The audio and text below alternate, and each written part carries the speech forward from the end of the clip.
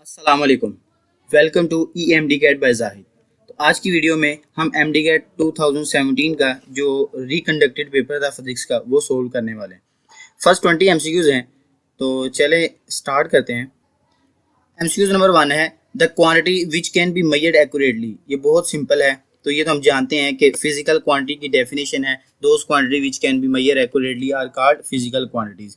तो next MCQs है an observer not reading of scale from different angles parallax while measuring the length of wire, what type of error is possible। अच्छा, यहाँ पे बताना कि एक को जो है वो डिफरेंट एंगल से मेजर करता है। ये कुछ बुक 9th क्लास की फिजिक्स की बुक में भी एक डायग्राम बनी थी, हमने जो पढ़ी थी, तो वहाँ पे यानी कि स्केल की जब रीडिंग लेते हैं, किसी चीज़ की लेंथ लेते हैं, तो एग्जैक्ट जो है वो हमारी आंखों के सामने होनी चाहिए वो चीज़। हम अगर एंगल चेंज करेंगे तो उस चीज़ की लेंथ में भी डिफरेंस आएगा, ज़्यादा नहीं लेकिन डिफरेंस ज़रूर आएगा, मिलीमीटर में फ़र्क पड़ेगा, और प्रीसाइज मेजरमेंट जो है वो फिर नहीं ली जा सकती। तो ये किस चीज़ का एरर होगा? ये तो ह्यूमन एरर होगा ना। तो ह्यूमन एरर क्या होता है? Random error. इस वजह से डेल्टा इज द ऑप्शन, क्योंकि हम अपनी आंख की पोजीशन चेंज कर रहे हैं, कोई इंस्ट्रूमेंट चेंज नहीं कर रहे, जिस वजह से इसे सिस्टमेटिक एरर नहीं कहा जा सकता। नेक्स्ट एमसीक्यूज है the ratio of displacement along diameter circle and total distance along circle, यानी डायमीटर का सर्कल के साथ क्या रिलेशनशिप बनेगा। ये 4 ऑप्शंस हैं। अगर आप आंसर देना चाहते हैं तो अगेन हमेशा की तरह वीडियो पॉज करें और खुद आंसर लगा दें। तो यहाँ पे मैं डायरेक्ट अगर ऑप्शन बताऊं तो alpha is the option. Reason सुने। सपोज कि इट इज अ सर्कल और ये इसका डायमीटर है। डायमीटर का क्या होता है? It is twice the radius, तो हम इसको 2r लिख सकते हैं। लेकिन अगर सर्कमफेरेंस की बात करें तो सर्कमफेरेंस क्या होता है? 2πr। तो ये उसने बताया, ऑप्शन क्या दी है कि हमें चाहिए डायामीटर टू सर्कमफेरेंस की रेशियो चाहिए। तो देखिए डायामीटर टू सर्कमफेरेंस की रेशियो, अब 2 से कट गया, r से कट गया, तो ऊपर 1 बचा, नीचे पाई बचा, तो आंसर जो आया हमारे पास वो 1:π आंसर आया। तो नेक्स्ट एमसीक्यूज है Rashid is driving down 7th street, he drives 150 metre in 18 second, assume he does not speed up or slow down, what is the speed। अच्छा, यहाँ पे जो लिखा हो ना he does not speed up or slow down, ये सब बता रहा है कि इसमें एक्सेलरेशन प्रोड्यूस हुआ है ना डिसेलरेशन प्रोड्यूस हुआ है। तो हम सिंपल यहाँ पे वैल्यू जो यूज़ करेंगे तो सिंपल फार्मूला आ जाएगा, क्योंकि जब एक्सेलरेशन डिसेलरेशन ना हो तो सिंपल हम स्पीड वाला फार्मूला लगाते हैं, तो उससे जो delta Charlie is the option है।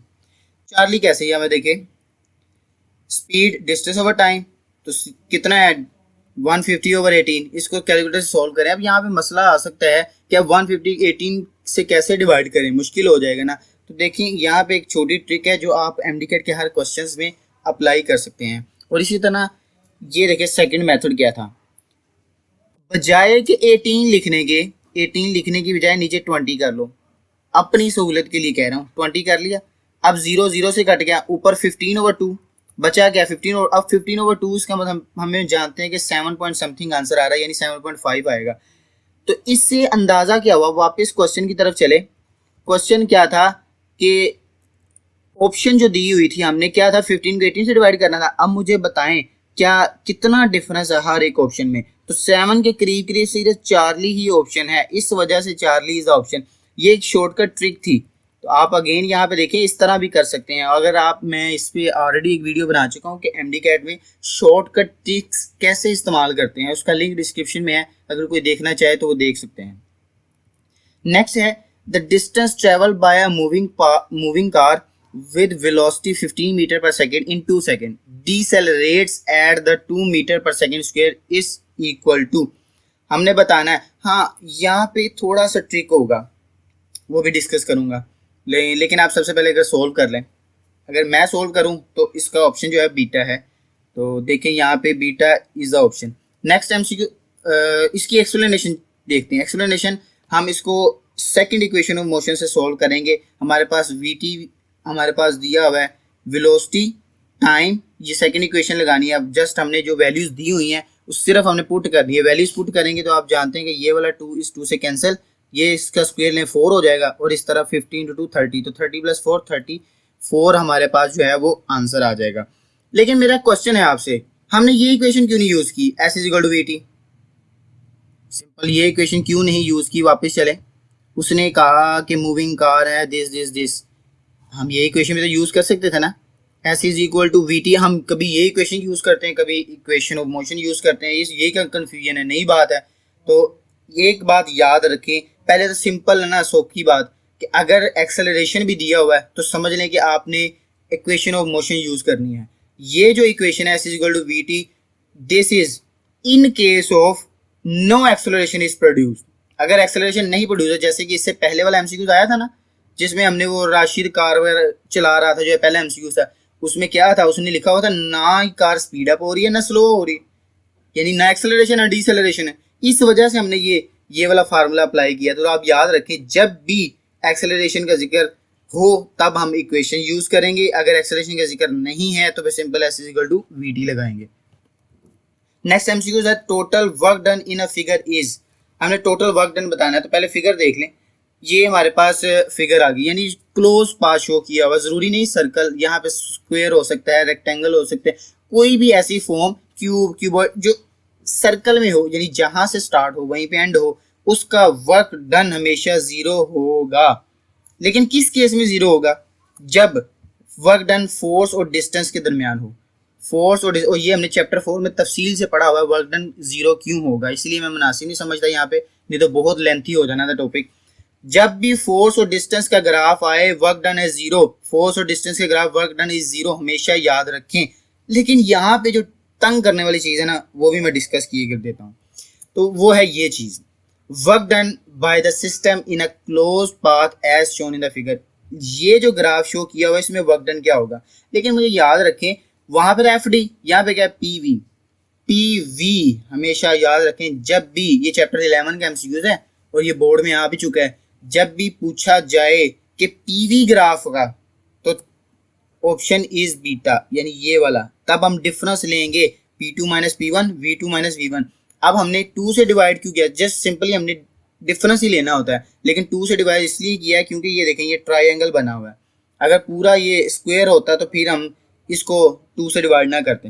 देखें, बीटा इज द ऑप्शन। इस तरह के जो है ना एमसीक्यूज, ये खास तौर पे याद रखें। अगर एफ डी आए, चैप्टर 4 में डिस्कस कर चुके कि वहां पे जीरो होगा, लेकिन अगर चैप्टर 11 में से आए तो तब जीरो नहीं होगा, क्योंकि हम प्रेशर और वॉल्यूम का डिफरेंस लेते हैं।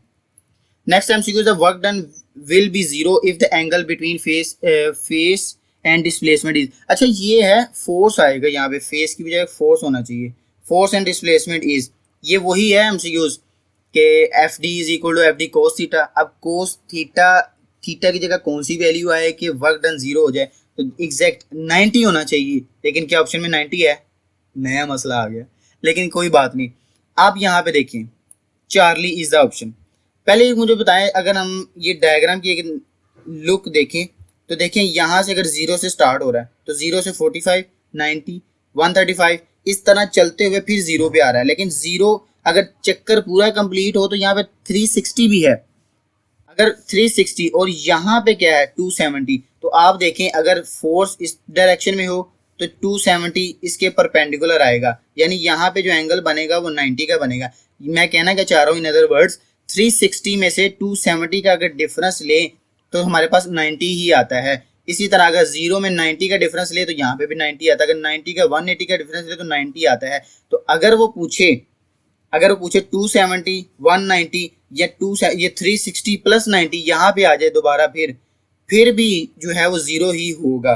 तो वापसी क्वेश्चन की तरफ देख लें आप, यहाँ पे 270, अगर 90 नहीं दिया हुआ तो 270 इज द ऑप्शन। हाँ, अगर मैक्सिमम पूछे तो मैक्सिमम किस में, जीरो के केस में भी है और 360 के केस में भी है।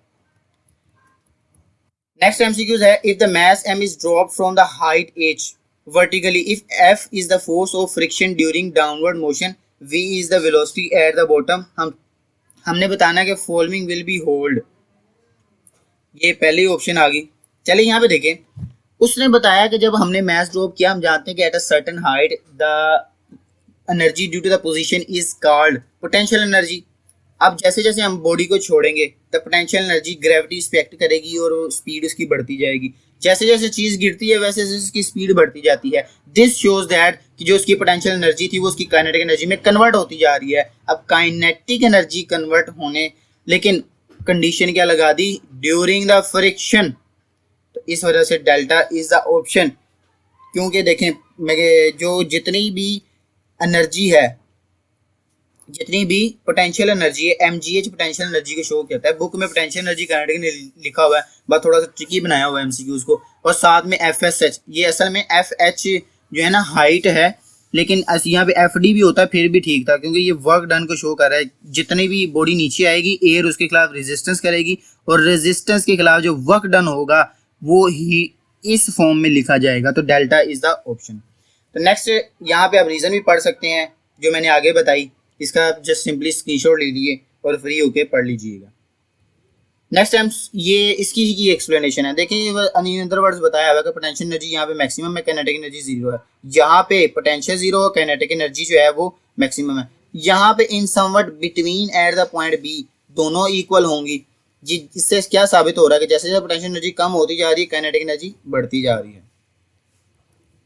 नेक्स्ट एमसीक्यू है, a body in a moving circle with increasing angular velocity at time t 6 second, the angular velocity 27 radian per second, what is the radius of the circle where linear velocity is? तो ये भी एक simple MCQ है, आप भी दे सोच लें जो इसका आंसर है। तो मैं यहाँ पे बताऊँ तो डेल्टा इज द ऑप्शन। चलें कैलकुलेट करते हैं, बिस्मिल्लाहिर्रहमानिर्रहीम। कैलकुलेशन यहाँ पे कुछ मैं पिक्चर इस तरह की लगाई। यहाँ पे जो W है ना, ये एंगुलर वेलोसिटी है और टाइम दिया हुआ है, और V जो है वो 81 सेकंड है। तो हम जानते हैं V is equal to R omega. अब आपके टाइम क्यों दिया हुआ है, ये क्या बात हुई? तो कंफ्यूज भी तो करना ही है ना। अगर बिल्कुल सीधे सीधे एमसीक्यूज दें तो फिर कंपटीशन तो ना हुआ एमडी कैट का। तो देखिए V is equal to R omega, R find करना है, V और ओमेगा एंड दिस। तो इसको जब सोल्व करेंगे तो आंसर हमारे पास 3 आ जाएगा।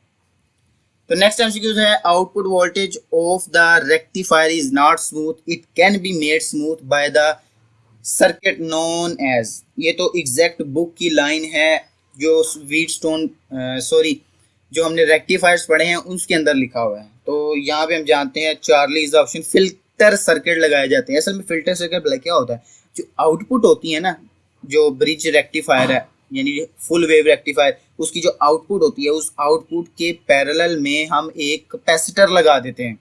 This capacitor is called filter circuit. अब क्योंकि ये उस चीज को स्मूथ बना देता है तो ये याद रखिएगा, वैसे बुक में नहीं है, बस इतना ही फिल्टर सर्किट लिखा हुआ है। तो नेक्स्ट है, in mass spring system mass m is attached with spring constant k.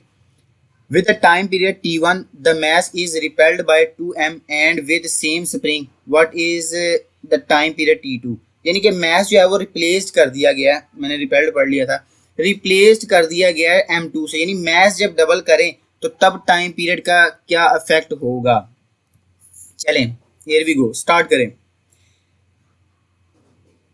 Option is Charlie. क्या यही आपने ऑप्शन लगाई? अगर आपने यही ऑप्शन लगाई तो इसका मतलब कि आपकी तैयारी अच्छी है, गुड। रीजन सुने, T is equal to 2πm/k, ये इसका फार्मूला है T1। अब मुझे बताया T2 अगर होता तो T2m, यानी मैंने m यहाँ पे डबल कर दिया मैथ को। अब यहाँ पे √2 मैंने अलग कर लिया और ये बाकी फार्मूला अलग। अब ये एग्जैक्ट फार्मूला T1 का है, ये देखो ऊपर लिखा हुआ, तो इसकी जगह T1 पुट किया और ये आ गया आंसर। तो यहाँ पे देखें जो ऑप्शन बनी थी वो एग्जैक्ट जो है वो चार्ली थी। T2 इज इक्वल टू √2, √2 की वैल्यू भी याद रखें 1.4। ये एमडी कैट में आ चुके हैं एमसीक्यूज, 1.4 याद रखनी है। तो नेक्स्ट है, body performing SHM simple harmonic motion with displacement ये दिया हुआ है, ये सारी व्हेन। अब कंडीशन बता रहा है कि टाइम 0 हो, x इज इक्वल टू 0 हो, what will be the phase angle हमने बताना है।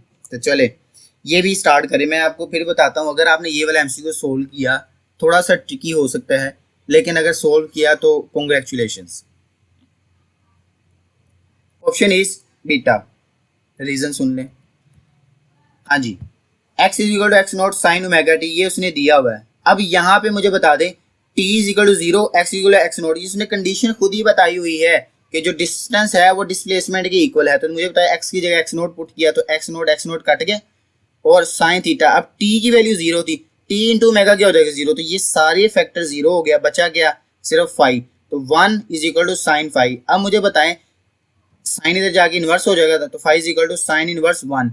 अब हमने बताना साइन इनवर्स 1 की वैल्यू जो है वो 90 होती है, 90 को पाई बाय 2 भी लिख सकते हैं, इस वजह से बीटा इज द ऑप्शन थी। लेकिन मैं आपको एक शॉर्ट ट्रिक यहाँ पे बताऊं, अगर पता ये चीज़ नहीं ना फाइंड करनी आती, साइन इनवर्स 1 कैसे फाइंड करें कैलकुलेटर से बगैर, तो आप यहाँ पे देखें, सिर्फ इतने हिस्से को कंसीडर करें, इतने हिस्से को। अब मुझे बताएं, ये 1 को इग्नोर करें, 1 के ऊपर हाथ रख लें, 1 के ऊपर हाथ रखें और सिर्फ इतने हिस्से को देखें। अगर आपने हाथ रख लिया है तो अब मुझे बताएं कि साइन यहाँ पे इस थीटे की जगह पे मैं क्या पुट करूं कि 1 आ जाए आंसर एग्जैक्ट। साइन 90 क्या होता है 1, तो इस पता ही चल रहा है कि यहाँ पे 90 आएगा। तो देखिए यहाँ से पता चल गया 90 इज ऑप्शन, और π/2 जो मर्जी आप लिख सकते हैं। नेक्स्ट है the phase at the negative peak AC voltage is, कौन सा फेज होता है? अगेन नेगेटिव वोल्टेज, ये 270 वाला है, 270। तो इसकी मैं एक ट्रिक फिर बताता हूँ, चार्ली इज द ऑप्शन। अगर डिग्री में पूछे तो 270, तो यहाँ पे देखें। अब मुझे बताएं कि यहाँ से लेके यहाँ तक पाई है, यानी 180 को हम पाई लिखते हैं, यहाँ तक क्या हो जाएगा कि हाफ पाई हो गया, तो π/2। अब मुझे बताएं यहाँ से यहाँ तक π/2, यहाँ से यहाँ तक π/2, और यहाँ से यहाँ तक फिर π/2, तो π/2 यानी आधे आधे को मिला के 1 पाई बन गया। इसी तरह अगर यहाँ से यहाँ तक जाएं तो फिर 1 पाई, तो 3 π/2 आ गए, तो 3 π/2, ये देखिए 270 डिग्री से है 3 π/2। तो इस तरह भी आप देख सकते हैं। वैसे भी 270 जो है वो याद रख सकते हैं, 270 डिग्री जो है वो 3 π/2 होता है। तो नेक्स्ट एमसीक्यू है, wave travel with the speed of 130 metre per second having the wavelength of 5 metre, what is its frequency. ये तो सिंपल है, मैट्रिक में भी इस तरह के क्वेश्चन आते हैं। तो यहाँ पे चार्ली इज द ऑप्शन। उम्मीद है कि आप सबका ठीक हुआ होगा। तो नेक्स्ट है v is equal to 130, lambda is equal to this, f is v is equal to f lambda, फला फला फला फला। मेरा ख्याल समझ आ गई है ना। अब ये तो बिल्कुल इजी था। Metallic wire of length 2 metre hooked between 2 points has tension 10 Newton if mass per unit length is 0.004 kilogram per meter. Their fundamental frequency emitted by the wire on the vibration is, हमने fundamental frequency find करनी है। असल में chapter 8 का जो है एक numerical type MCQs है, ऑप्शंस देख लें। अगर आपने ये भी सोल्व कर लिया ना तो यकीन माने, आई रियली अप्रिशिएट यू। मेरी दुआ भी है आपके लिए, क्योंकि आप अगर इस तरह मुसलसल वीडियोस देखते हैं और तैयारी के लिए, ख़ास तौर पे जो रिपीटर्स हैं अगर वो तैयारी करते हैं, तो मैं तो उनके लिए खुसूसी दुआ करूँगा कि अल्लाह ताला कामयाब करे। लेकिन ये एमडी कैट के जो पास्ट पेपर है ना, इससे बहुत कॉन्फिडेंस मिलता है। तो चलें, इसका जो ऑप्शन है वो है चार्ली। चार्ली कैसे ऑप्शन आया देखते हैं। यहाँ पे देखिए, एल कितना था 2 मीटर, टेंशन कितनी थी 10 मीटर। अब मैस पर यूनिट लेंथ ये भी हमें दिया हुआ है कितना, 0.004 किलोग्राम पर मीटर। अब चैप्टर 8 में ये फार्मूला लिखा हुआ है, ये formula F frequency is equal to 1/2L T/m। ये चीज जो है ना एम नीचे लिखी हुई, असल में ये मैस पर यूनिट लेंथ ही है। बुक में इस तरह लिखा हुआ, मैंने भी इस तरह लिख दिया, मैस पर यूनिट लेंथ। तो ये चीज देखें, मैस पर यूनिट, हमने जस्ट वैल्यूज पुट की, वैल्यू पुट 10⁻3। अब मुझे ना नीचे -3 था, ऊपर जाके +3 हो गया 4। अब इसका अंडर रूट लेंगे तो नीचे 2 आ जाएगा, ऊपर 10⁻2। अब ऊपर 100 और नीचे 8, और 100 को 8 से जब डिवाइड करें तो 12.5 आंसर आता है। अगर आप इस बात पे भी कंफ्यूज हो रहे हैं कि 100 को 8 से कैसे डिवाइड करें, ये इतना मुश्किल क्वेश्चन कैसे है, ना कैलकुलेटर है, तो मेरी बात सिंपल याद रखें, कोई बात नहीं, 10 नीचे लिख लें। नीचे 10 लिखेंगे तो क्या आंसर आएगा, 0 0 से कट के 10 आंसर आएगा। अब वापस अगर हम क्वेश्चन की तरफ चलते हैं तो मुझे एक बात बताएं, 10 के करीब करीब कौन सा ऑप्शन है? चार्ली, इसके अलावा कोई और 10 के करीब है? नहीं। तो इससे भी अंदाज़ा लगाया जा सकता है। मैंने कहा ना, ट्रिक इस तरह की मैं शेयर की है। टोटल 5 स्टेप्स मैंने बताए हुए कि किस तरह ये कैलकुलेशन ईजी बनाई जा सकती है। तो वो 2 वीडियोज़ हैं, उनका लिंक डिस्क्रिप्शन में है, ज़रूर देखिएगा। Next, coherent line emerges from 2 fine parallel slits A and B as shown in the figure if P is the position of nth dark, यहीं पे क्वेश्चन समझ आ गया, nth dark fringe from the center of the interference, then the phase difference between wave train A and B is। अब मुझे बताएं dark fringe है, पहले diagram देख लें आप, डायग्राम से आप मुझे बता दें। हमने बताना P पॉइंट जो है वो डार्क पे है, और जब भी डार्क पे हो हम जानते हैं कि उसका फेज डिफरेंस जो है वो चार्ली इज द ऑप्शन, क्योंकि ये फार्मूला है, ये टीचर्स हमें फार्मूला लिखवाते हैं, आप इसे याद रख लें। अब सिंपल अगर एन पाई रेडियन है ना, एन पाई ये है उस केस में अगर तो होता ब्राइट, 2 पाई ये भी ब्राइट है, यहाँ पे ब्राइट। हाँ अगर फ्रैक्शंस में है ना 1/2, 3/2, 5/2 अगर इस तरह का है तो ये डार्क को शो करेगा। मुझे बताएं एन की जगह 1 पुट करें तो 1 की जगह 1 पुट करें फिर भी जो है वो फ्रैक्शंस में ही आंसर आता है। अब इसी तरह लेकिन बाकी यहाँ पे आए 1 पुट करें तो क्या आएगा 2 × 3 पाई रेडियन, 3 पाई रेडियन, तो ये भी जो है वो ब्राइट का ही है। तो चार्ली सिर्फ ऑप्शन थी। तो नेक्स्ट है the wavelength of the light wave produce second order spectrum of diffraction grating on which 5000 line centimetre per centimetre are ruled at the angle of 30 degree, what will be the. हमने बताना wavelength कितनी होगी। हाँ ये भी एक tricky MCQ है। असल में ये ट्रिकी नहीं होने चाहिए क्योंकि हम ये वाला जो चैप्टर है ना, चैप्टर 9, 10 ये वैसे ही ऑप्शन पे छोड़ देते हैं। जब मैं स्टूडेंट था मैंने भी छोड़े हुए थे। चले आप ये एमसीक्यूज आता है इसी याद रखें। मेरे पास एक ट्रिक भी है। Charlie is the option. वजह हाँ फार्मूला क्या है, D sine theta is equal to M lambda, D sine theta is equal to lambda M lambda. अब डी की जगह एल ओवर एन, यानी डी डिफ्रैक्शन एलिमेंट है जिसको नंबर ऑफ लेंथ और number of lines, length over lines और order of spectrum कितना है 2 जिसको हम एम कह रहे हैं। तो यही इस वैल्यूज पुट करेंगे। वैल्यू ऊपर मैंने आपको बताया। अब कंफ्यूजन में नहीं जाना। डिफरेंट कुछ ट्रिक्स ऐसे होते हैं कि टीचर कहते हैं कि पहले सिर्फ डी की वैल्यू फाइंड करो फिर इस जगह पुट करो। नहीं, एमडी कैट में आपने फाइनल इक्वेशन बना के, यानी कि आप देखें ना हमने डायरेक्ट डी की वैल्यू पुट की फिर एम की वैल्यू पुट की इधर, फिर उसके बाद कट ये शुरू किया, यानी फिर हमने वैल्यूज जो है कैंसिल आउट करनी शुरू की हैं। तो एक बार आपने फाइनल इक्वेशन बनानी है फिर सोल्व करना है। तो अब मैं 10⁻⁻2 ऊपर क्यों लिखा है, क्योंकि दिस इज सेंटीमीटर। सेंटीमीटर क्या होता है, वो लेंथ क्या थी पर सेंटीमीटर। तो आप ये मेरी ट्रिक जो है वो बहुत इजी आपके लिए होगी। कोई और फार्मूला ना यूज करें। अगर लिखा हुआ है 5000 लाइंस पर सेंटीमीटर पर मिलीमीटर तो ऊपर 10⁻³ लिख दें। अगर पर जो है वो माइक्रो लिखा हुआ है तो ऊपर 10⁻6 लिख दें। जितना भी लिखा हुआ ना ऊपर उतना लिख दें और नीचे नंबर ऑफ लाइंस लिख दें, बस फिर सोल्व कर दें, आंसर बिल्कुल सही आएगा। अब साइन थीटा ये भी बताया हुआ है, हमने लैम्डा फाइंड करना है, 2 इधर आगे डिवाइड हो जाएगा। हाँ साइन 30 आपको याद रखना होगा। टेबल जो है वो 1/2 होता है। साइन 30 की वैल्यू 1/2 होती है। इशारिया वाली वैल्यू भी होती है, उस चक्रों में मत जाइएगा। साइन 30 की वैल्यू 1/2 होती है। ये टेबल है पूरा, साइन 30 1/2, फिर साइन 45 1/2, इस तरह करके सारा चलता है, वो याद कर लीजिएगा। अब यहाँ पे 10⁻⁻2 5 × 10⁻3 इसको मैंने साइंटिफिक नोटेशन में किया। अब यहाँ पे आए 5 और ये 4 मल्टीप्लाई हो गए, यहाँ पे 5 और ऊपर 10⁻⁻5 20। अब 1/20। हाँ कुछ वैल्यूज मैंने कहा ना, वो जो मैंने वीडियो का लिंक डिस्क्रिप्शन में दिया उसमें मैंने यही चीज डिस्कस की हुई है कि हमें चंद वैल्यूज का रट्टा मारना है। कौन सी, जैसे 1/5 की वैल्यू क्या होती है, 1/4 की क्या होती है।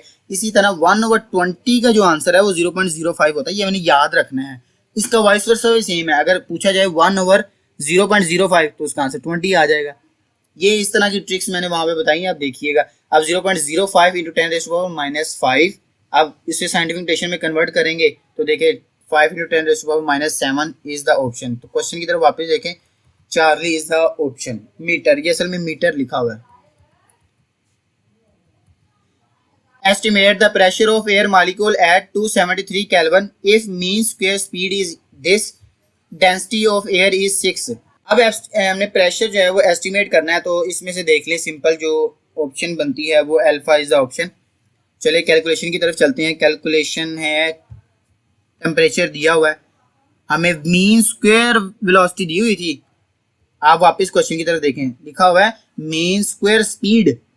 और अगर यहाँ से नहीं भी समझ आ रही तो ऑप्शन देखें, m²/s² लिखा हुआ, तो ये यूनिट से भी समझ आ जाती है कि ये कौन सी वैल्यू दी हुई है। तो यहाँ पे आगे चले तो मैंने इस तरह से ये 500 लिखा। डेंसिटी जो है वो 6 किलोग्राम, P = 1/3, ये चैप्टर 11 का फार्मूला है। जस्ट हमने इसकी वैल्यूज पुट करनी है 1/3 तो 6 × 500। तो अब मुझे बताएं 6 और 5 30, ये 30,000 हो जाएगा और नीचे 3, इसको कैंसिल आउट करेंगे तो देखें 1000 आ गया, जिसको 1 × 10⁻³ भी लिख सकते हैं। 19 MCQ 1 mole of a gas occupied volume 1 into 10⁻⁻² meter cube in the gas cylinder whose pressure is equal to the 2.5 10⁻⁵ then temperature of the cylinder is, temperature find करना है। ये भी चैप्टर 11 का एमसीक्यूज है, तो इसका ऑप्शन आप solve कर लें। Beta is the option. अब ऑप्शन 1 क्या है, n is equal to 1 mole, v is equal to this, p is equal to हमने pv is equal to nRT, हमने ये रियल गैसिफिकेशन की कांस्टेंट लगाना है, t is equal to just put the values and get the answer. तो देखें अब यहाँ पे ट्रिक देखें, 10⁻⁵ 10⁻�3, ये तो कट के सिंपल क्या आया 10⁻3 आ गया, ये तो मसला हल हो गया ना। बचा क्या, ऊपर 2.5 और नीचे 8.3148। अब मुझे बताएं अगर आप इसको एग्जैक्ट सोल्व करना चाहते हैं तो फिर या तो पेपर कर लें या फिर यही एक एमसीक्यू शाम तक करते रहें। MDCAT is all about tricks tips, वो कभी भी ऐसा क्वेश्चन नहीं देते कि जो बगैर उसके हल ट्रिक के हल ना हो। तो देखिए 2.5 3, इसको सिर्फ आप ऊपर 2 लिख लें और नीचे 8 लिख लें, लिख लिए। अब कैंसिल आउट करें, 1/4 बन गया। अब 1/4 की वैल्यू याद होगी 0.25। अब 0.25 को जब हम इसके साथ मल्टीप्लाई करेंगे तो देखिए आंसर आता है 250। ये इस कंडीशन में हुआ कि हमने इन चीज को इग्नोर किया है। अब वापस चलें, यहां पे मुझे बताए 250 के करीब करीब कौन सा आंसर है, 300 ही है ना इसके। अब 250, अब मुझे बताएं 30 मैंने बड़ी वाली वैल्यू के लिए मैंने अल्फा क्यों नहीं चूज किया, 227, ये भी तो 250 के करीब हो सकता था। 30 मैंने बीटा की चूज किया। मुझे बताएं यहाँ पे वापस चलें, अब मुझे बताएं डिनोमिनेटर में वैल्यू बड़ी थी लेकिन मैंने छोटी कर दी। अब डिनोमिनेटर में वैल्यू चेंज करने की वजह से मैंने 300 लिखा। आप एग्जैक्ट भी सोल्व करेंगे ना तो यही फिर 300 एग्जैक्ट आंसर आएगा, लेकिन ये एक ट्रिक थी जो मैंने आपको बताई। अब the value of pressure and the value of fixed mass of the gas in thermometer at a triple point of water PF is, pressure दिया हुआ है और हमारे पास जो है वो वॉल्यूम दिया हुआ है। इसी तरह फिर प्रेशर है फिर वॉल्यूम है, हमने बताना है कि टेम्परेचर ऑफ द गैस कितना होगा। असल में क्वेश्चन है ये अच्छा क्वेश्चन है, मैं तो कहूँगा वीडियो पोस्ट करके आप इसे ज़रूर सोल्व करें, और अगर आपने इसे सोल्व किया तो मुझे कमेंट करके बताइएगा कि आपने इसे सोल्व कर लिया, तो really it will be appreciable, क्योंकि ये क्वेश्चन आप कुछ इन अदर वर्ड्स ट्रिक है एक इसके अंदर। तो चलें नेक्स्ट, यहाँ पे ऑप्शंस में देखें तो ऑप्शन जो इसकी बनती है वो है अल्फा। यहाँ पे चलते हैं, हाँ P इज इक्वल P1 क्या था, ये P2 ये P2 V1 ये P2 ये V2 ये, हम P1 is equal to nRT। अब मुझे बताएं P1 V1 दोनों को जब इक्वेशंस को डिवाइड करेंगे, क्योंकि 1 वाली थी P, अगर प्रेशर 1 लें वॉल्यूम 1 लेना पड़ेगा, टेम्परेचर भी 1 लेना पड़ेगा। इसी तरह P2 V2 और T2 ये वाले कट जाएंगे, P1 V1 P2 V2 और T1 over T2 ये आ गया। उसके बाद देखिए T1 is a triple point of the water, this is the trick. अब उसने टेम्परेचर नहीं बताया, सिर्फ वर्डिंग में लिख दिया ट्रिपल पॉइंट ऑफ वाटर। हमें याद होना चाहिए water is 0 degree Celsius is the triple point of the water because at this temperature water exist in 3 forms, liquid solid and gas. क्योंकि अगर आप लिक्विड को जमाना शुरू करते हैं तो 0 डिग्री सेंटीग्रेड पे वो बर्फ बन जाएगा। हाँ, अगर किसी बर्फ को जो है वो आप पिघलाना शुरू करें तो वो जीरो पर जाते ही पिघलना शुरू हो जाएगा। दैट इज वाई अब कुछ जो है वो गैस की फॉर्म में भी यानी कि बुखारात बनते हैं ना, तो इस वजह से हम कहते हैं कि वाटर ये ट्रिपल पॉइंट है, तीनों कंडीशन में पाया जाता है। तो देखें T2 फाइंड करना था, बाकी से उधर चलेगी। Just put the values 273 10⁻⁻⁵ 10⁻⁻⁵ cut गया। अब 10⁻³ वैसे कट गया। देखिए ना, मैंने कहा ना MDCAT में क्वेश्चन इस तरह के देते हैं कि वो कट जाए वैल्यू। तो बचा क्या 273 इंटू 1.1 इंटू 1.2। अब मुझे बताएं, मैंने जानबूझ के T2 का आंसर नहीं लिखा हुआ। अब 273 को जब 1.1 से मल्टीप्लाई कर रहे हैं और 1.2 से, इसका क्या मतलब है कि वैल्यू जो है वो 273 से ज्यादा होगी कम होगी? गुड, ज्यादा होगी ना। इस वजह से यहाँ पे देखें 273 से वैल्यू ज्यादा। अब मुझे बताएं अब 273 ये वाली ऑप्शन तो पक्की गई ना, चार्ली और डेल्टा। अब बची है ये वाली 2। अब मुझे बताएं क्या आपके ख्याल में 273 को 1.1 से मल्टीप्लाई करें तो थोड़ी सी वैल्यू बढ़ेगी या ज्यादा वैल्यू बढ़ेगी? क्योंकि हमने 1.1 से भी मल्टीप्लाई करना है और 1.2 से भी मल्टीप्लाई करना है। इस वजह से मैंने अंदाजा नहीं क्या लगा दिया 361, और यही एग्जैक्ट आंसर है। आप सोल्व करेंगे तो यही एग्जैक्ट आंसर आएगा। तो ये है MDCAT में, अगर एक एक की कैलकुलेशन करने बैठे हैं तो फिर बैठे ही रह जाएंगे।